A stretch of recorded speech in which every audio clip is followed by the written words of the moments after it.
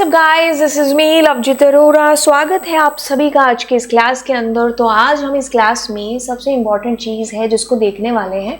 आप लोग अभी तक मेरे साथ डेटा टाइप्स, कीवर्ड, आइडेंटिफायर्स ये सब देख चुके हो। अब अगली चीज़ जो कि आपके थंबनेल पर लगी थी और आप देख कर के आए हो कि भाई हम इस क्लास में देखने वाले हैं डायनेमिकली टाइप्ड लैंग्वेज क्यों कहते हैं पाइथन को। और आप बच्चे जुड़ चुके हो मेरे साथ class 11th artificial intelligence and आपको पता है आपकी यूनिट नंबर 3 है जो चल रही है जिसका नाम है पाइथन प्रोग्रामिंग। और इस सवाल का जवाब चलिए लेते हैं। अब पहले किताबी भाषा पढ़ते हैं, फिर उसको सिंप्लीफाई करते हैं, देन आपकी एनसीईआरटी की लैंग्वेज है उसको भी हम देखते हैं। कहता है कि Python support dynamically typing, dynamic typing है जिसको पाइथन सपोर्ट करती है, ये हमें पता है। बट ऐसा क्यों है, क्यों कहते हैं पाइथन को हम लोग डायनेमिकली टाइप्ड लैंग्वेज? कहते हैं कि पाइथन है ना जो वो automatically determines the variable's data type based on its value. अब अगर आप बच्चों ने पुरानी कोई लैंग्वेज जैसे सी या जावा पढ़ी होगी तो आपको ये जो लाइन लिखी हुई है ना ये बेटर तरीके से समझ में आती। कैसे? क्योंकि उन लैंग्वेजेस के अंदर क्या होता है कि अगर हम जावा को एग्जाम्पल लें तो वहां पर क्या है कि अगर मैं कोई वेरिएबल डिक्लेयर करती हूँ तो मुझे उसका पहले डेटा टाइप डिक्लेयर करना है, देन मैं उस वेरिएबल का नाम, ऑपरेटर और फिर उसके अंदर वैल्यू है जो पुट करती हूँ। ठीक है। अब अगर मान लीजिए मैंने कोई स्ट्रिंग लेनी है, मैंने फ्लोट लेना है तो पहले उसका डेटा टाइप आएगा, ठीक है, देन उस वेरिएबल का नाम आएगा, जैसे मैंने x दे दिया यहां पर और उसके अंदर मैं कोई वैल्यू डाल रही हूं। अब बात ये होगी कि भाई आगे जब भी मैं कभी इसके अंदर वैल्यू डालूंगी ना इस a के अंदर, that must be N integer. ठीक है। आप इसके अंदर, क्योंकि आपने पहले इसको डिक्लेयर कर दिया है कि जो भी इसके अंदर फ्यूचर में वैल्यू आएगी वो इंटीजर ही है जो होगी, और जो भी इसके अंदर वैल्यू आएगी वो क्या होगी? फ्लोट ही है जो होगी। अब स्ट्रिंग के अंदर तुम इंटीजर नहीं डाल सकते, वैसे ही आप फ्लोट, मतलब आपको पहले आपका डेटा टाइप है जो डिक्लेयर करना पड़ेगा। ठीक है।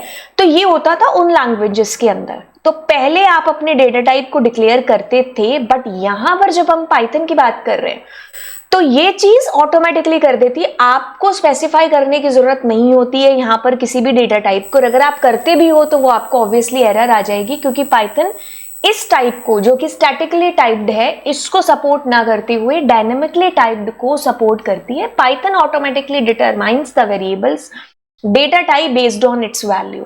आपने अगर पाइथन के अंदर a इज इक्वल टू 5 लिखा है और आगे अगर आपको a के अंदर कोई स्ट्रिंग डालनी है, कोई फ्लोट डालना है, कोई लिस्ट डालनी है, तो वो आप फ्रीली है जो कर सकते हो।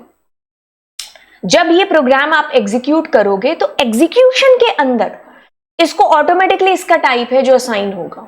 इस वजह से इसकी प्रोसेसिंग है एज कंपैरेटिवली टू जावा वो स्लो भी है, क्योंकि ये डायनेमिकली टाइप्ड लैंग्वेज है और इसको टाइम लगता है। आपने एक वेरिएबल को डिक्लेयर कर दिया, अब जब आप एग्जीक्यूट करोगे अपने प्रोग्राम को तब उसका डेटा टाइप उसको असाइन होगा, और अगर आपने थोड़ी देर बाद उसकी वैल्यू और चेंज कर दी तो फिर उससे उसको इसका डेटा टाइप है जो असाइन होगा। तो ये मतलब है इस चीज का। कहता है कि it infers the data type from the value and this is why Python is called dynamically typed language. Example भी आपको दिया है कि फॉर एग्जाम्पल अब आपने क्या किया, x के अंदर 10 डाला है, ठीक है, तो इसका डेटा टाइप आपको पता है इंटीजर है। आप इसको जानना चाह रहे हो तो एक फंक्शन जो हमने बीती हुई क्लासेस के अंदर भी यूज किया था डेटा टाइप वाली क्लास के अंदर, this function name is type. तो अगर आपने इस टाइप के अंदर उस वेरिएबल को पुट कर दिया तो आपको ये उसका क्लास बता देगा कि भाई ये इस क्लास से बिलोंग करता है, this belongs to integer class. Same as with double quotes के अंदर जो भी डालोगे दैट बिलोंग्स टू स्ट्रिंग। आप अगर इसमें कोई फ्लोट दे रहे हो, देखो सेम के अंदर ही आप वैल्यूज को चेंज करे जा रहे हो, तो पाइथन क्या कर रही है, automatically changes the type of x based on the assigned value. जैसी वैल्यू आप इसमें असाइन कर रहे हो ना वो उस अकॉर्डिंग चेंजेस अपने आप कर रही है उसके डेटा टाइप के अंदर। ठीक है। अब एक बार हम इसके एग्जांपल्स को खुद भी प्रैक्टिकल कर लेते हैं और आपकी एनसीईआरटी से भी अंडरलाइन कर लेते हैं।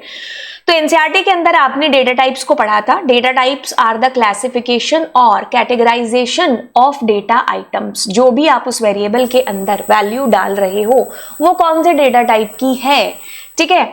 It represents the kind of value that tells what operation can be performed on a particular data. Python supports dynamically typing. Python dynamic typing को सपोर्ट करती है। Python automatically determines the variable's data type based on its value. It infers the data type from the value and that is why Python is often called a dynamically typed language. आपको इसका data type, जो भी variable है उसका data type आपको declare करने की जरूरत नहीं है। जैसे आपका प्रोग्राम एग्जीक्यूट होगा उसको ऑटोमेटिकली उसका टाइप है जो अपने आप असाइन है जो हो जाएगा। ठीक है, तो लेट सपोज कि मैं इसको ओपन करके और यहाँ पर ये जो आईडी फंक्शन है ना, यहीं पर मैं टाइप कर देती हूँ। ठीक है, तो टाइप हमारा जो फंक्शन है क्या करता है, टाइप हमारा फंक्शन हमें हमारे डेटा टाइप को बताता है कि भाई इसके अंदर क्या वैल्यू है, इसके अंदर क्या वैल्यू है। ठीक है, अब जैसे फॉर एग्जांपल मैं p के अंदर एक इंटीजर वैल्यू दे दूं तो मुझे इंटीजर बताएगा। सपोज कि मैं इसकी वैल्यू को कोट्स में डाल दूं, चाहे आप कुछ भी दे दो, है ना, तो इट विल टेल कि दिस इज अ स्ट्रिंग। तो हमें ये चीज समझ में आ चुकी है कि पाइथन क्यों है एक डायनामिकली टाइप्ड लैंग्वेज। इसी रीजन की वजह से ये स्लो भी है, क्योंकि जब आप अपने प्रोग्राम को एग्जीक्यूट करते हो तो एग्जीक्यूशन के टाइम पर on the basis of the value that you are assigning in that variable उसको उसका डेटा टाइप है जो मिलता है। आप उसको चेंज भी है जो कर सकते हो। ठीक है, तो दैट्स इट फॉर नाउ। अब हम अगली क्लास के अंदर देखते हैं कि भाई यूजर से इनपुट कैसे लिया जा सकता है। तो यस, दोस्तों के साथ में इस चैनल को शेयर करिएगा और बाय बाय ऑल।